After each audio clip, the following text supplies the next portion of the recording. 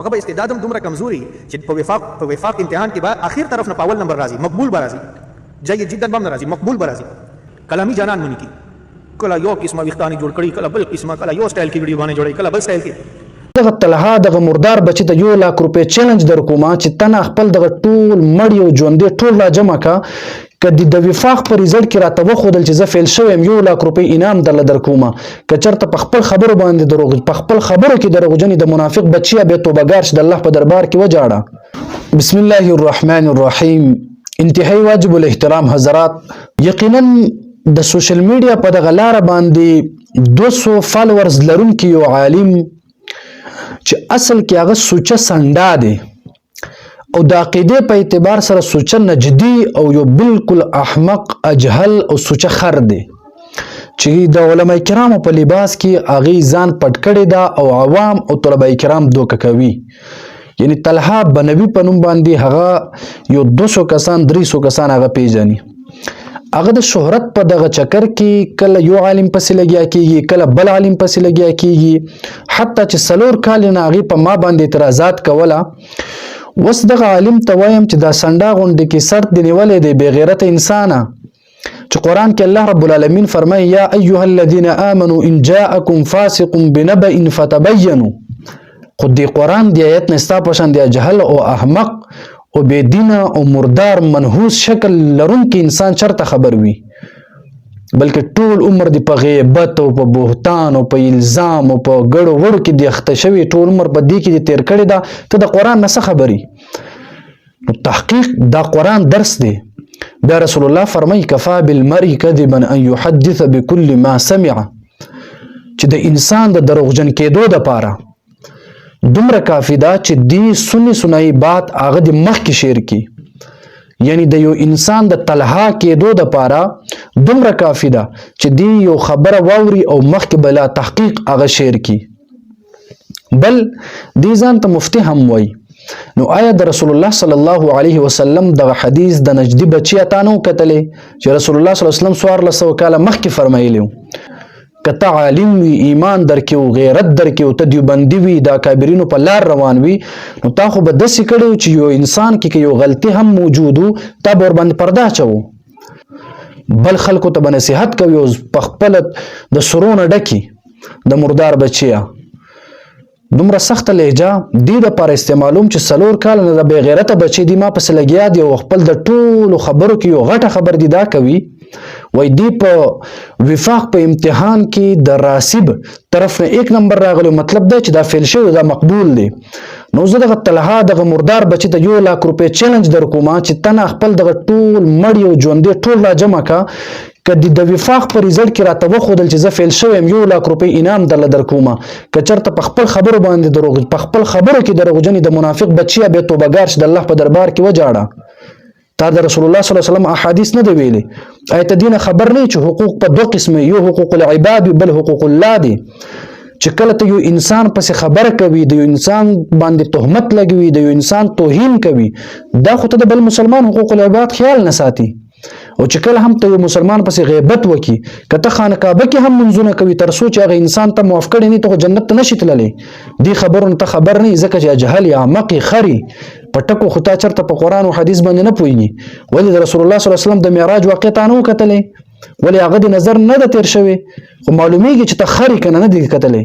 چې هلته جهنم کې خلکو ته به د تانبې نوکونه ورکړې شي، هغې به خپل دغه مخ د غوښه به راشو کوي، وجه به دا وي ستا په شان چغلخور غیبت کوونکی انسان به وي.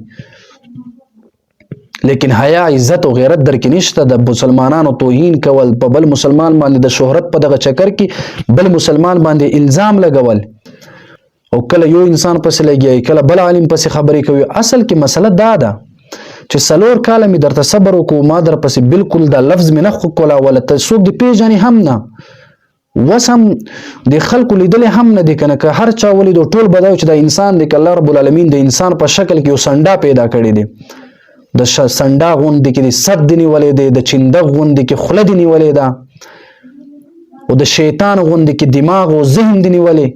ته هم راځي په دې خلکو پسې خبرې کوي، د خلکو پورې ملنډې کوي. او ځان ته لوی عالم وای زما وسم درته چیلنج دی چې کم دعوه تا کړې ده چې دی په وفاق کې فیل شوی که دا دې راته وښودله که د مور حلال زوی او حلال پیدې څکلی دا به راته ښایي چې زه په وفاق کې فیل شوی یم او که چېرته ودې نه ښودله بیا د الله په دربار کې وجاړه د الله په دربار کې معافي وغواړه د خلکو نه هم معافي وغواړه چې ته د مولیانو په مابین کې اختلافات جوړوي. او بیا عجیب خبره دا ده چې ځان ته د علم نسبت کوي چې زه غټ عالم یم. نو چې ته عالم یې الله پیغمبر فرمایي د خبرې تحقیق وکړه، ته عالم یې الله پیغمبر فرمایي په بل مسلمان پرده واچه او ته عالم وي. رسول الله خو درته فرمایي چې غیبت، چغلي، بهتان، الزامونه مه لګوه. لا تقاطعوا ولا تدابروا ولا تباغضوا ولا تحاسدوا وكونوا عباد الله اخوانا. دا حدیث د رسول الله مبارک دی. طلحه دغه اجهل احمق دی سوچه شین خر چرته نه د کتلې چې رسول الله خو په دې حدیث کې څه فرمایي؟ مبارک علیه السلام درته څه پیغام ورکوي؟ ته به هم د قیامت پر ورځ باندې طلحه، ته به هم د قیامت پر ورځ باندې د رسول الله مخې ته به ودرېږي، ته به هم رسول الله ته وایي چې زه ستا هغه امتي یم، زه ستا هغه وارث یم چې ما د بل مسلمان عزت خرابوله، ما د بل مسلمان باندې الزامونه لګول، په بل مسلمان مې تهمت لګول. ته به هم د الله په دربار کې ودرېږي بې غیرته، ته به هم الله پیغمبر ته مخامخ کېږي، ته به هم په قیامت پر ورځ باندې وایي چې زه عالم یم. جاهله چې رسول الله مبارک چې د قرآن مجید 6666 آیتونه کې اکثر آیتونه د کم کار نه انسان منع کوي او حکم د منعیت ورکوي، هغه کار کې ته مبتلای او ته عالمي. د رسول الله مبارک صلی الله علیه وسلم زرګو احادیث چې د کم کارونو نه انسان منع کوي، طلحه منحوس سنداسریه هغه کارونه ته کوي، ته څنګه عالمي؟ چرته امام ابو حنیفه سے وګوره، اشرف علي تھانوی سے وګوره، محمد قاسم نانوتوی سے وګوره، انور شاه کشمیری سے رحمه الله وګوره، شیخ الهند سے وګوره. چرته د دارالعلوم دیوبند په دغه مدرسو، په دغه استادانو کې، په دغه کابرینو کې یو انسان او یو شیخ راته داسې وښیي چې هغه ستا په شان بل مسلمان باندې تهمت لګولی وي؟ د حسد په اور کې دومره سوځي چې خپل دغه ټول خانداني تربیت اظهار ته وکړي چې اندخ پشان د هر ټیم به د بک بک شروع کړي وي. چرته چې هغه سپی چې کله لنګ شي هغه بیا څنګه چې کوتریږي، څنګه چې چغې وي، حق شی دي ځان نه جوړ کړی. د الله دې درته هدایت وکړي. او ستا مثال هم د قرآن او د حدیث په نسبت باندې دا دی که چرته علم دې کړی وي هم مثال دې هم دقه دی چې لکه چې په خر باندې سړی کتابونه بار واچي، خر په دې څه پوهېږي چې له پاسه دې کتابونو کې څه لیکلی شوي ده. که تا مخې ته رستو شاته به په دیوارونو باندې د کتابونو المارۍ دې هم لګولې وي، خو ته خر یې، ته په دې څه پوهېږي چې رسول الله مبارک صلی الله علیه وسلم څه فرمایي. نو مطلب مې دا دی ګوره چې زه ټول مسلمانانو ته هم وایم، ټول خپل ملګرو ته هم وایم که چرته دغه انسان زما سره ذاتیات نه چلل ما چرته هم دې له جواب نه کوله. او بل زه دومره بزدله نه یم چې ته به 4 کاله ما پسې به لګیا یې او زه به درته جواب نه درکوم، سر به در باندې وغورځم بې غیرته بچیه. چرته غریبانانو ته بدماشي وکړي او چرته هغه خلکو د بدماشي کوه او هغه چا پسې خبرې کوه څوک چې ستا غلامان وي، نه خو ستا کره خورم او نه ستا غلام یم. ځان کې به انسانیت پیدا کړي. قسم د رب العالمین په ذات باندې مې قسم وي چې سر به در باندې وچورلومه. آخر ځل درته وایم چې ځان کې به انسانیت پیدا کړي طلحه او خپل کار سره به کار ولري. اول خدا ده چې زمونږ د مشرانو په حواله سره او زما حواله سره خپل د خولې ته به لګام ورکي، کنې داسې حالت به در باندې راولمه چې یقینا بیا به په خپل دغه خوله کې به الف واچوي او خپل دغه خوله بندولو ته به ته مجبور شي. مردار بچی اسخا مخ دې سنډا غوندې کې سر دې نیولې دی، ته به هم راځي او خلکو پسې به خبرې کوي بې غیرته. دا د آخري پیری درته وایم چې ځان کې به انسانیت پیدا کړي، سړیتوب به ځان کې پیدا کړي. د رسول الله مبارک صلی الله علیه وسلم د تعلیماتو نه خو هسې هم خبر نه، خو چېرته لاړ شه تبلیغ کې وغ ولګو چې انسانیت درته کې پیدا شي، د بل مسلمان په قدر او احترام نه ته خبر شي. بیا ملګري وایي تاسو سخت زباني کوئ. نو اصل کې د رسول الله مبارک صلی الله علیه وسلم یو حدیث مبارک دی. شیخ زکریا رحمه الله یو کتاب جوړ کړی دی، الاعتدال فی مراتب الرجال کې دغه حدیث هم ذکر کړی دی چې ابن عمر رضی الله عنه فرمایي چې د یو مؤمن مسلمان قدر او احترام د الله په نسبت باندې دومره دی چې د خانه کعبې نه زیات. لیکن دغه بې غیرته دغه انسان دغه طلحه دی راځي علما کرامو توهین کوي، علما کرامو پسې بدرد وایي، وجه صرف دقه ده چې حسد او بغض او د شهرت په دغه اور کې سوځي.